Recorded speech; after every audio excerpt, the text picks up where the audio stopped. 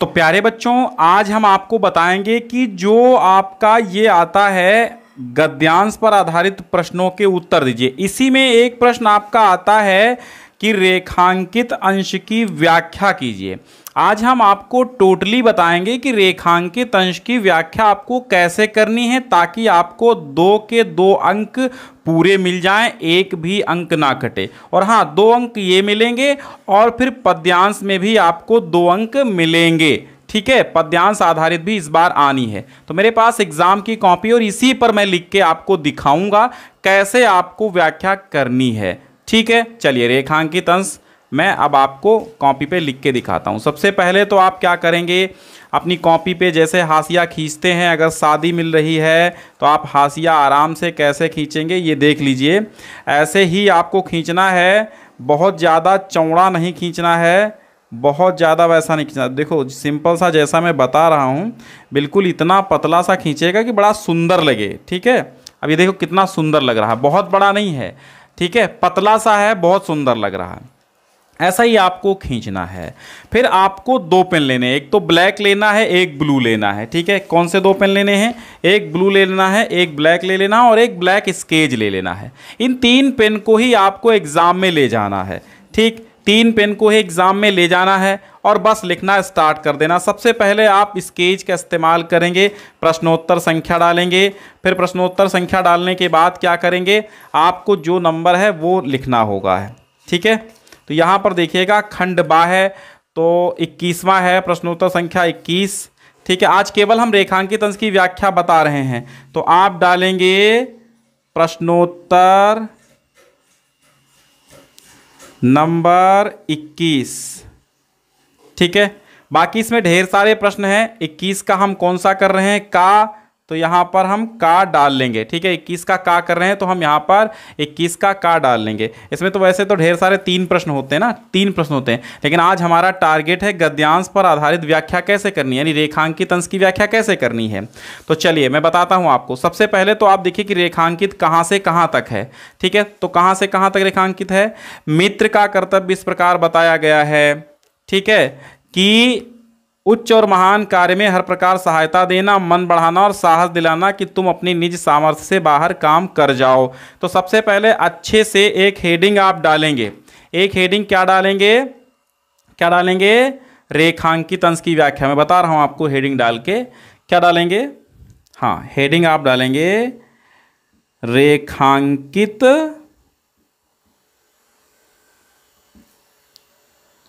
अंश की व्याख्या, ऐसे आपने हेडिंग डाल ली।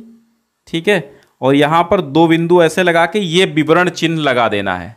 ठीक, अब क्या करना है, अब यहां से हल्का सा इसको अंडरलाइन कर देना है, सुंदर सुंदर। अंडरलाइन भी ऐसा करो कि बहुत मतलब भद्दा ना लगे, बहुत बदसूरत ना लगे। ऐसा कर दिया अंडरलाइन। अब लिखना स्टार्ट करो। देखो कह क्या रहा है। सबसे पहली बात तो ये कहाँ से गद्यांश लिया गया, ये आचार्य रामचंद्र शुक्ल की मित्रता से लिया गया है। तो आप क्या लिखेंगे, लिखेंगे प्रस्तुत रेखांकित अंश, प्रस्तुत रेखांकित अंश में आचार्य रामचंद्र शुक्ल जी कहते हैं कि, अब बस इतना लिखने के बाद अब आपको पढ़ लेनी है कि यहां पर रेखांकित क्या है। तो जो भी है, अब आचार्य शुक्ल हैं या जयशंकर प्रसाद ममता में हैं या फिर आपको अजंता के भगवत शरण उपाध्याय हैं, जो हैं उनको आपको यहां पर लिखना। ये नहीं कि हर जगह आपको आचार्य रामचंद्र शुक्ल ही लिख देना है। ठीक है बच्चों, तो चलिए ये लिखा आपने। फिर यहां देखो अंश क्या कह रहा है कि मित्र का कर्तव्य इस प्रकार बताया गया है कि, अब थोड़ा सा चेंज करना है भाषा को, मित्र का कर्तव्य। ठीक है, मित्र का कर्तव्य। ठीक है, इस प्रकार, इसको ज्यों का त्यों लिखेंगे। ठीक है, इस प्रकार बताया गया है। ठीक है, क्या बताया गया है, फिर आप डैश लगा देंगे। ठीक है, व्याख्या करनी है लेकिन यहां तक आप यहां से स्टार्ट करिए। उच्च और महान कार्य में हर प्रकार सहायता देना, तो आप लिखेंगे कि मित्र ऐसा होना चाहिए। ठीक है, मित्र ऐसा होना चाहिए जो उच्च और महान कार्यों में हर प्रकार से सहायता दे और हमारा मन बढ़ाए, अर्थात हमें कार्यों को करने के लिए प्रोत्साहित करे। ठीक है, प्रोत्साहित करे। अब देखिए, यहां पर मैंने किसी भी किताब में नहीं देखा है, मैं अपने हिसाब से व्याख्या आपको बता रहा हूं और आपको भी रटना नहीं है, ऐसे ही अपने हिसाब से व्याख्या करनी है। जैसे यहां पर कहा कि मित्र का कर्तव्य इस प्रकार बताया गया, तो आपने लिखा कि आचार्य रामचंद्र शुक्ल जी कहते हैं कि मित्र का कर्तव्य इस प्रकार बताया गया है कि मित्र ऐसा होना चाहिए। अब यहां लिखा है उच्च और महान कार्य में हर प्रकार से सहायता देना, तो आप लिखेंगे कि मित्र ऐसा होना चाहिए जो उच्च और महान कार्यों में हर प्रकार से सहायता दे। फिर क्या कहा गया, मन बढ़ाना, साहस दिलाना, हमारा मन बढ़ाए अर्थात हमें अपने कार्यों के करने के लिए प्रोत्साहित करे और फिर यहां पे क्या दिया गया, फिर कहता है कि तुम अपनी निज सामर्थ्य से बाहर काम कर जाओ, तो साहस दिलाना। फिर इसका लिखोगे कि प्रोत्साहित करे, हमें इतना अधिक साहस दिलाए कि हम अपनी सामर्थ्य लिखा तो उसका लिख दो क्षमता। ठीक है, अपनी क्षमता के बाहर कार्य कर जाएं।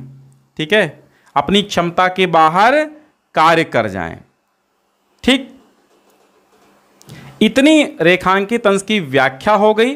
और अब जैसे ही आपका एग्जामिनर चेक करने वाला देखेगा, आपको यहां पर 2 नंबर देगा, एक भी लेश मात्र नहीं कटेगा। ठीक है, संदर्भ बाकी आपको लिखना हमने बता ही दिया है, एंड स्क्रीन पर हम संदर्भ भी लिख देंगे, यानी संदर्भ का वीडियो ऐड कर देंगे। तो हमने आपको क्या बताया, ठीक है, जितना यहां पर रेखांकित अंश कहा जाए उतनी ही आपको व्याख्या करनी है। और 2 अंक यहां पर आपको मिलेंगे तभी जब आप इसी प्रकार करेंगे। थोड़ा सा अगर गड़बड़ करते हैं तो अंक कटने की संभावना है, आधा अंक चला जाएगा। कि प्रस्तुत रेखांकित अंश में आचार्य रामचंद्र शुक्ल जी कहते हैं कि मित्र का कर्तव्य इस प्रकार बताया गया है कि मित्र ऐसा होना चाहिए जो उच्च और महान कार्यों में हर प्रकार से हमारी सहायता करे और हमारा मन बढ़ाए, यानी हमारी हौसला अफजाई करे, यानी कार्यों को करने के लिए प्रोत्साहित करे, हमें इतना अधिक साहस दिलाए कि हम अपनी क्षमता के बाहर कार्य कर जाएं। अब यहाँ पर जो सामर्थ्य लिखा है उसका हमने क्षमता लिख दिया है, यही आपको व्याख्या में करना है। ठीक है, यही आपको व्याख्या में करना होगा। ठीक, तो इस प्रकार आप व्याख्या करेंगे तो कोई दिक्कत नहीं होगी।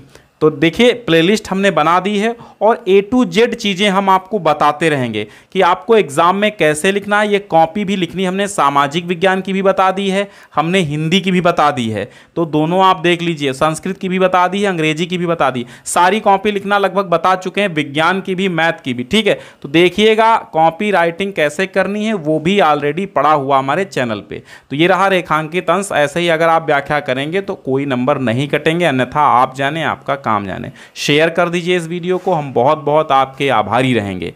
बहुत बहुत शुक्रिया।